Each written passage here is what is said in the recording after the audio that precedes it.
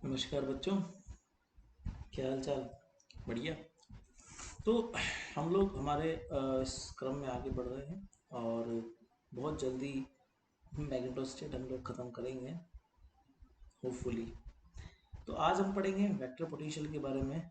Just like scalar potential जो electric field में काम करता है, ठीक वैसे ही वेक्टर पोटेंशियल जो है ना वो काम करता है और ठीक वैसे ही फिनोमेना शो करता है जैसा स्केलर पोटेंशियल शो करता है इन द इलेक्ट्रोस्टेट। ठीक वैसा ही काम मैग्नेटोस्टेट में कौन शो करता है, वेक्टर पोटेंशियल। क्या होता है, इसकी प्रोसेस क्या होती है वो समझेंगे पूरा। तो आप लोग हेडिंग दे लीजिए सबसे पहले तो, वेक्टर पोटेंशियल।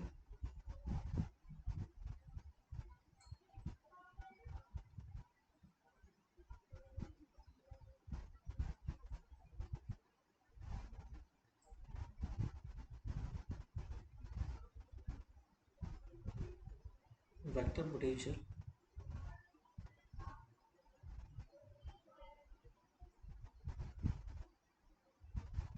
क्या होता है समझते हैं ना। जैसे होता क्या है देखो, इलेक्ट्रोस्टेट में हम ये जानते हैं कि कर्ल ऑफ ई बराबर जीरो होता है। सो इन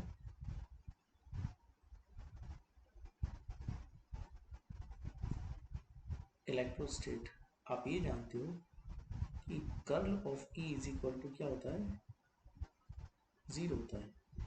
और यहीं से हम लोग डिफाइन करते हैं कि जो इलेक्ट्रिक फील्ड होता है वो नेगेटिव ग्रेडियंट होता है पोटेंशियल का। ठीक वैसे ही मैग्नेटोस्टेट में क्या होता है, इन मैग्नेटो स्टेट ठीक उसी प्रकार से सेम ऑर्डर में डाइवर्जेंस ऑफ बी जीरो होता है। और इससे एक चीज निकल के आती है सामने कि there is something a potential that is having the vector nature, that's called the vector potential same order में।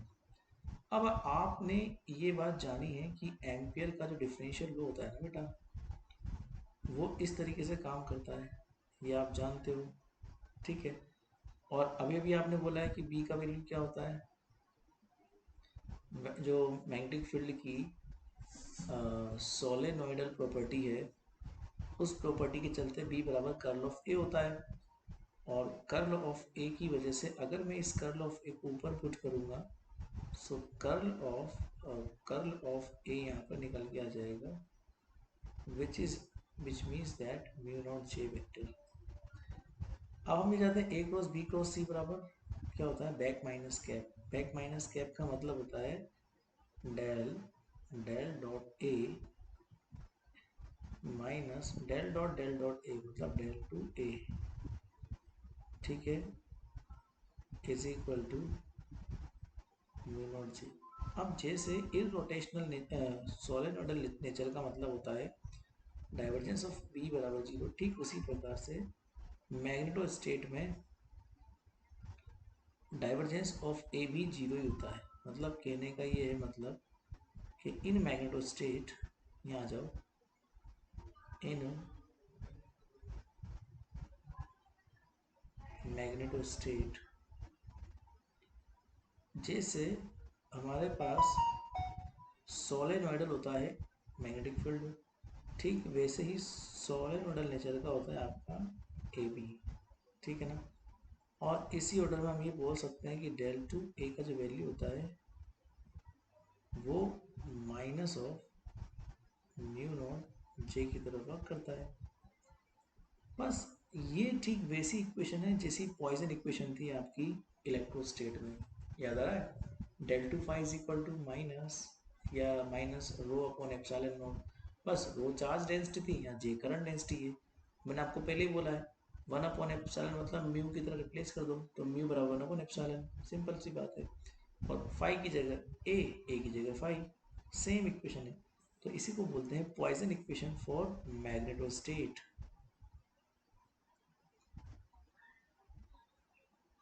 Poisson equation for magneto state। आई बात समझ में? सिंपल है। अब अगर मान लो मैं इलेक्ट्रोस्टेट की बात कर रहा हूँ, जरा उसको याद कर लेते हैं। पॉइसन इक्वेशन फॉर इलेक्ट्रोस्टेट क्या होता है? जरा इधर आना।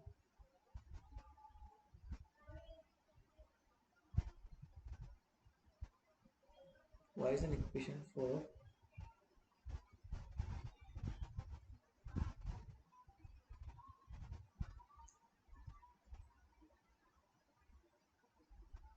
इलेक्ट्रोस्टेट क्या होता है बेटा? Del two V is equal to minus rho upon epsilon naught. और इसको जब सॉल्व करते हैं तो हमको पोटेंशियल मिलता है R dependent, which is equal to lambda of R prime और ये लेंथ का प्राइम अपॉन आर। देखो आर प्राइम मतलब आपका जो चार्ज डेंसिटी है वो आर प्राइम डिस्टेंस पर रखी है। इस इटैलिक आर का मतलब होता है कि आप इटैलिक आर डिस्टेंस पर क्या निकाल रहे हो? पोटेंशियल निकालना चाह रहे हो। तो फॉर लाइन चार्जेस के लिए ऐसा होता है, for line charge. In the same way अगर सरफेस चार्ज की बात की जाए, सो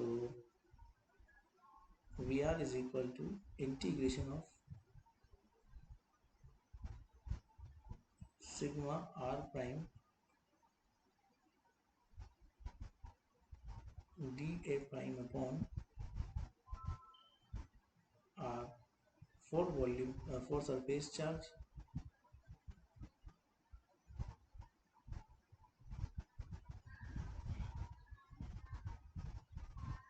और वैसे ही ठीक हम लोग किसके लिए निकालेंगे? वॉल्यूम के लिए निकालेंगे, मतलब कि rho R prime T V prime upon R, ये वॉल्यूम चार्जेस के लिए हो जाएगा फॉर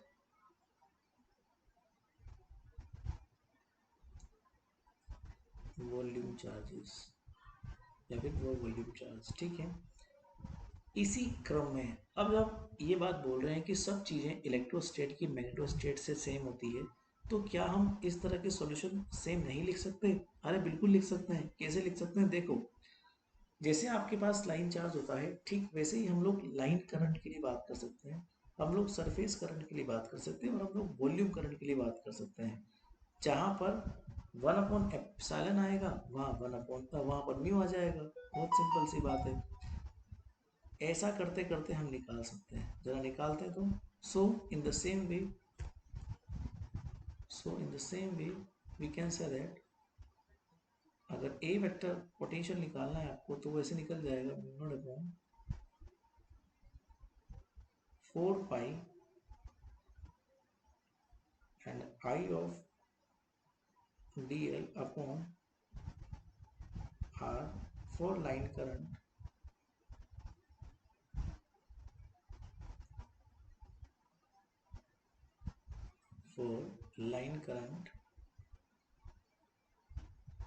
या फिर A vector is equal to mu naught upon 4 pi K of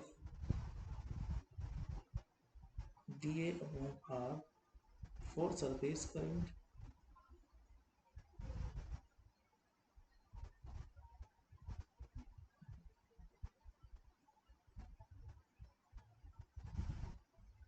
और ए इज इक्वल टू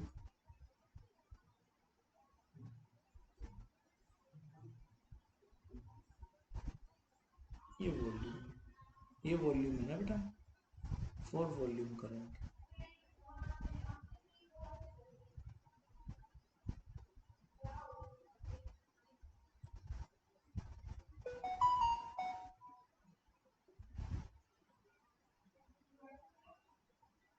तो इसका मतलब हम ये बात बोल सकते हैं कि हम वेक्टर पोटेंशियल को इस तरीके से निकाल सकते हैं। बेटा वेक्टर पोटेंशियल को निकालने के सवाल मैं आपको कराऊंगा, और हम और भी तरीके से वेक्टर पोटेंशियल निकाल सकते हैं। समझाता हूँ कैसे। क्वेश्चन लिखो, find the vector potential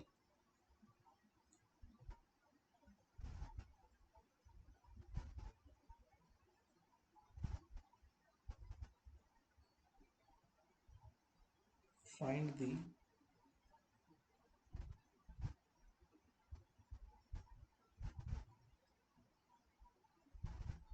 vector potential of an infinite और इनफाइनाइट का मतलब होता है बहुत लंबी सोलेनोइड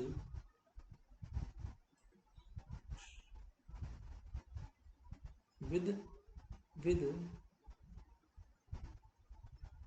एंड टर्न्स। सोलेनोइड क्या होती है कि आप एक पाइपलाइन लो और उस पाइपलाइन में तार को बांध दो और फिर पाइपलाइन को निकाल दो, तो जो वायर है उसकी जो शेप बनती है वो सोलेनोइड होती है।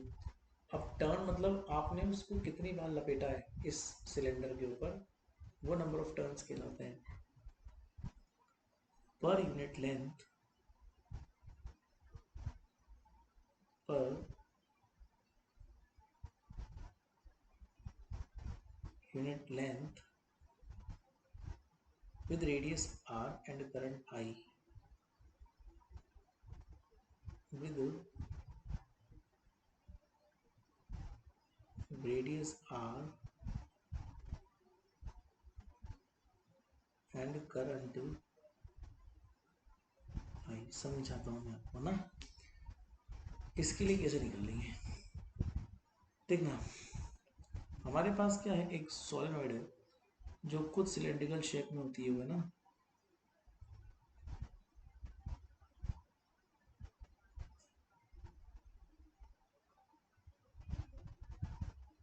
जो खुद सिलेंड्रिकल शेप में होती है, ठीक है। तो एक बात समझना बच्चों, सोलेनोइड की एक्सिस ये वाली है ना, और मैग्नेटिक फील्ड के थ्रू भी हम वेक्टर पोटेंशियल निकाल सकते हैं, ठीक है ना। उसके लिए आपको आउटसाइडर पॉइंट पे क्या निकालना पड़ेगा, मैग्नेटिक फील्ड निकालना पड़ेगा। तो जिस पॉइंट पर आपको मैग्नेटिक फील्ड निकालना है वहां पर आपको एक एम्पियर लूप बनाना पड़ेगा इस तरीके से।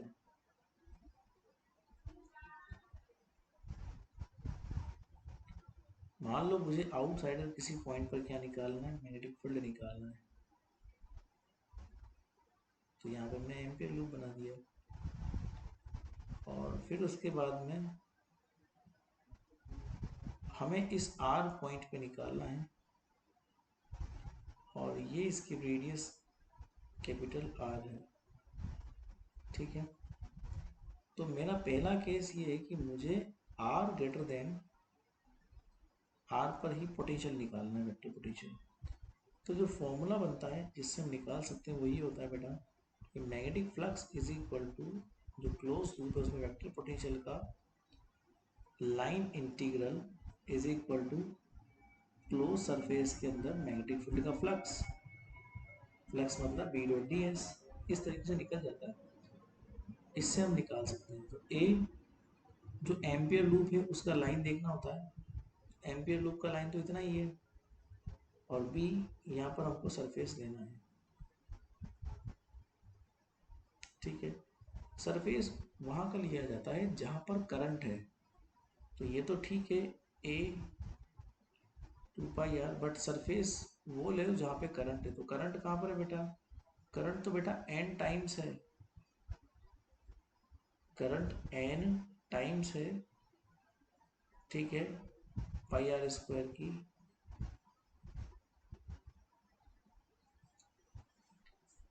सॉरी, मैग्नेटिक फील्ड का वैल्यू रखो म्यू नॉट एन आई, जो कि सोलेनोइड मैं पढ़ाऊंगा आपको, चिंता मत करो सोलेनोइड। बट हाँ, सोलेनोइड में मैग्नेटिक फील्ड का वैल्यू इतना होता है म्यू नॉट एन आई, और πr² तो सरफेस का वैल्यू हो गया जहाँ पे करंट है। तो ए निकल जाता है यहाँ से easily, mu not an I R square upon 2r। आगे बात समझ में, तो यहाँ से हम लोग बोल सकते हैं कि जो ए का होगा डायरेक्शन वो फाई कैप में होगा, that means mu naught N R square I upon 2r और फाई कैप। आगे बात समझ में, तो बात ये है कि वी कैन से दैट कि a is proportional to 1 upon distance. But when R greater than, is it okay? अब आप अंदर भी निकाल सकते हो, सेम प्रोसेस है। आप लोगों ने इतनी बार इस तरह के सवाल किए, आपको अब आ गए होंगे। अगर मान लीजिए कि सोलेनोइड है, अब इस सोलेनोइड में आपको अंदर निकालना है मैग्नेटिक फील्ड, क्योंकि हमें अंदर निकालना है मैग्नेटिक पोटेंशियल, वेक्टर पोटेंशियल। तो मुझे यहाँ पर क्या प्लॉट करना पड़ेगा? एक एम्पियर लूप प्लॉट करना पड़ेगा। ये एम्पियर लूप मुझे प्लॉट करना है अंदर किसी एक्सिस के करस्पॉन्डिंग, मान लीजिए ये है,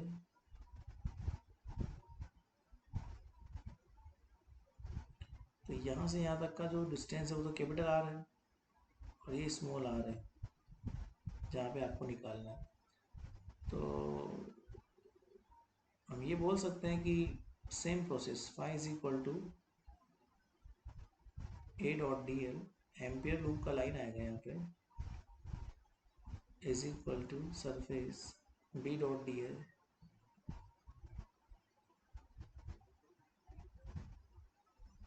सो ए ऑफ 2 पाई आर, क्योंकि इतना ही आपका एम्पियर लूप बना हुआ है, और करंट भी आपने पाई आर स्क्वायर तक ही फ्लो करवाई है, उसके बाहर की करंट तो हम मानेंगे नहीं। तो ए इज इक्वल टू कितना हो जाएगा? बी आर अपॉन 2, और मैग्नेटिक फील्ड तो मैंने आपको बताया ही है, म्यू नॉट एन आई हमको रखना है, ठीक है। और अगर डायरेक्शन वाइज देखा जाए तो फाइव केप में डायरेक्शन वाइज का, so we can say that the vector potential is proportional to R, but when R less than R. समझने की बात, ये रिजल्ट्स इंपॉर्टेंट होते हैं बेटा, इसलिए याद करने होते हैं। अब आप बोलोगे सर ये आप फॉर्मूला जो लिखते हो, phi is equal to A dot D L बराबर बी डॉट, ये कहाँ से लिखते हो? तो ये मैं आपको बताता हूँ। देखो मैग्नेटिक फ्लक्स जो होता है, मतलब मैग्नेटिक फ्लक्स छोड़ो, कोई भी फ्लक्स जो होता है ना बेटा, वो होता है उस फील्ड का यूनिट एरिया से कितना वेक्टर बाहर निकला, ये हम जानते हैं। अब आप ये बात इजीली बोलते हो कि बी बराबर क्या होता है? कर्ल ऑफ ए होता है, बोलते हो ना आप। और स्टोक्स कर्ल थ्योरम ये बात बोलती है कि सरफेस इंटीग्रल को लाइन इंटीग्रल में कन्वर्ट किया जा सकता है। बस मैं यहीं से लिखता हूँ इस फॉर्मूले को, ज़्यादा ऐसा कोई खास नहीं है। आप सोचो कि ये कहाँ से आया फॉर्मूला और कैसे लिखा है, हाँ हाँ, इतना कुछ नहीं है, इजी वे में, इजी गोइंग। चलो क्वेश्चन नंबर 2 करो। Find the magnetic vector potential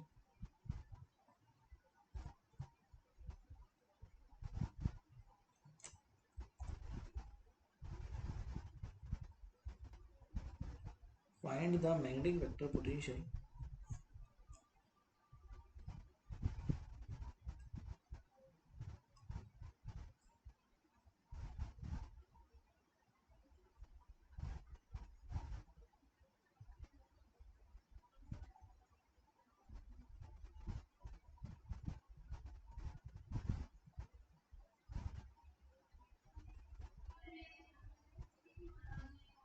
of finite segment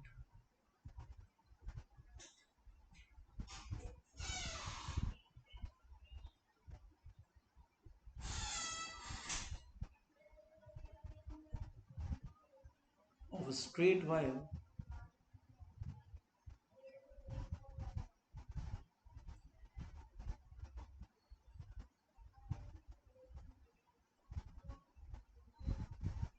carrying a current I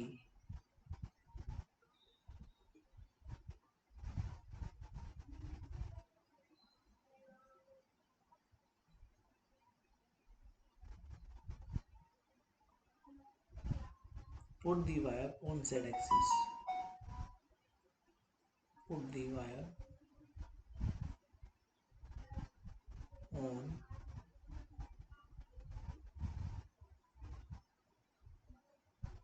z axis from z1 to z2,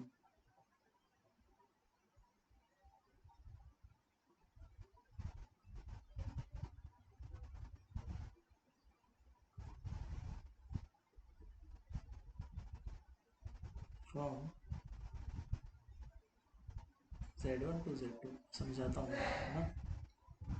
actually एक वायर है, सपोज मैंने इसको जेड एक्सिस पे रख दिया, जेड एक्सिस मैंने यहाँ बनाई अपने मन से, है ना, और इसको z1 से z2 तक ले लिया मैंने, ठीक है, ओके। तो मैंने मान लिया कि सेगमेंट है z1 से z2 तक, और कहीं पे p पॉइंट पे आपको निकालना है पोटेंशियल।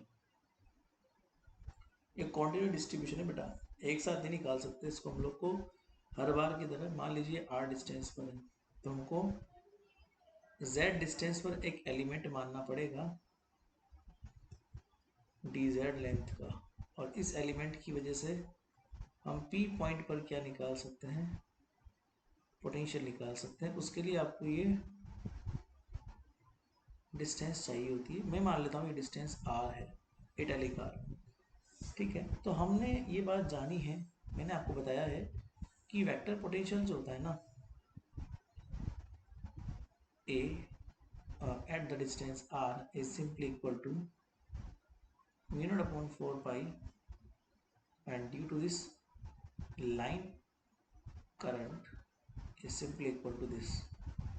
अब आपको ये बात पता है कि r जो है ये आपने मन से माना है, तो ये आप डायग्राम से देख के निकाल सकते हो, which is the r square plus z square, so a is equal to, अब मैं ये नहीं कह रहा कि आपने यही मेथड क्यों यूज़ किया, सर आपने वो मैग्नेटिक फील्ड से क्यों नहीं निकाला, आप ये भी तो बोल सकते हो ना कि सर आपने पिछली सवाल में तो मैग्नेटिक फील्ड से निकाला था, अब इस क्वेश्चन में आप मैग्नेटिक फील्ड से निकाला नहीं, आपने तो ये फॉर्मूला लगा दिया सीधा, ऐसा क्यों किया आपने?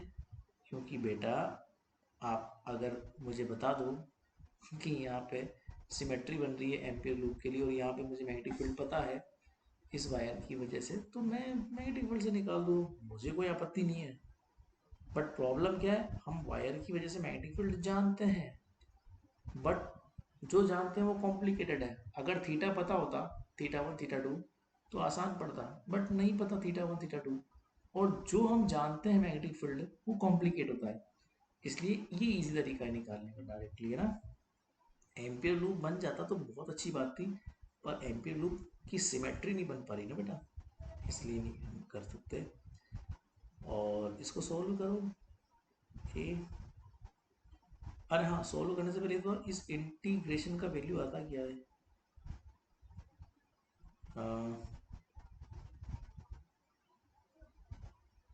D Z upon root of Z square plus R square, इसका वैल्यू कितना आता है, log of Z plus root of, ये हम जानते हैं, और नहीं पता तो आपको याद रखना पड़ेगा, ये होता है, ठीक है। तो इससे ए निकल जाएगा हमारा,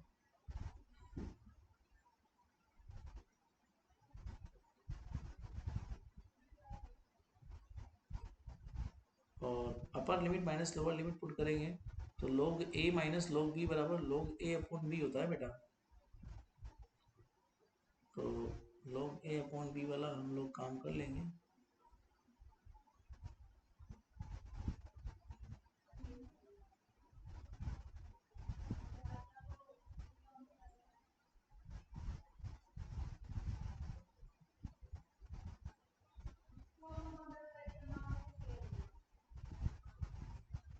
समझ में आएगी बात, ये आपका है फाइव के डायरेक्शन में, ठीक है। अब अगर मैं मैग्नेटिक फील्ड निकालना चाहता हूँ, तो मैग्नेटिक फील्ड क्या होता है, कर्ल ऑफ ए होता है। अब ये spherical system, sorry cylindrical system में निकाला है आपने, तो सिलेंड्रिकल सिस्टम में जो फॉर्मूला होता है कर्ल का, वो मैं लिखता हूँ आपके सामने, है ना। सिलेंड्रिकल सिस्टम में कर्ल का फॉर्मूला होता है बेटा, पहले तो क्या जो कांस्टेंट है वो बाहर निकाल लेता हूँ, 1 अपॉन H1 H2 H3 ऐसा होता है, फिर E1 कैप H1, फिर E2 कैप H2, और E3 कैप H3, फिर del upon del U1, del upon del U2, del upon del U3, U1 U2 U3 basically coordinate कहलाते हैं, और सिलेंड्रिकल सिस्टम में coordinate R cap theta cap R cap phi cap Z cap होते हैं, इसलिए U1 U2 U3 हो गया। E1 cap E2 cap E3 cap directions कहलाती है। नॉर्मली सिलेंड्रिकल सिस्टम में R cap phi cap Z cap directions हैं। H1 H2 H3 basically 1 R और 1 ऐसा होता है। ये BSc में पढ़ते हैं, मैं आपको मैथमेटिकल फिजिक्स में पूरा पढ़ा दूंगा, आप चिंता मत करो, ठीक है। यहाँ पे आर कॉम्पोनेंट लिखेंगे हम लोग, तो A1 H1 A2 H2, H2 मतलब तो R हो गया, और A2 मतलब हो गया 5 component that is L Z2 plus Z2 square plus R2 R square upon Z1 plus Z1 square plus R और 0, ठीक है। ओके, इसको थोड़ा सोल्व करो, ये आप कर लेना, बहुत थोड़ा कॉम्प्लिकेट हो जाएगा एक्चुअली, ये मैं क्या सोल्व ज़्यादा करना नहीं चाहता। आर केप करोगे तो ये 0 ही है, तो ये हमारा अपॉन 1/R, ये आपके ऊपर छोड़ रहा हूँ मैं। आर केप करोगे तो ये छोड़ना पड़ेगा, ये डेल जेड, तो जेड भी फिक्स है,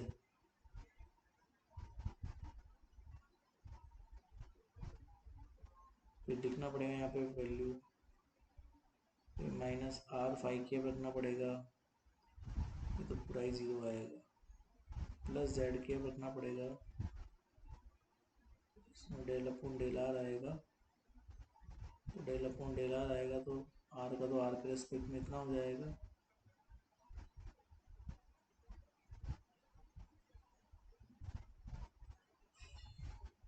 ये कर लेना, ये आर भी तो होगा डिफरेंशिएट, अरे लंबा हो जाएगा प्रोसेस, ये आप कर लेना, मैं छोड़ दे रहा इसको, ठीक है। ये आपका होमवर्क है, थैंक यू सो मच। आज इतने ही पढ़ेंगे हम लोग, बाकी सवाल बाकी चीज़ें हम लोग कल सोल्व करेंगे, ठीक है ना बच्चों। पर ये तरीका है करने का, सोल्व करने का, है ना। Bye bye.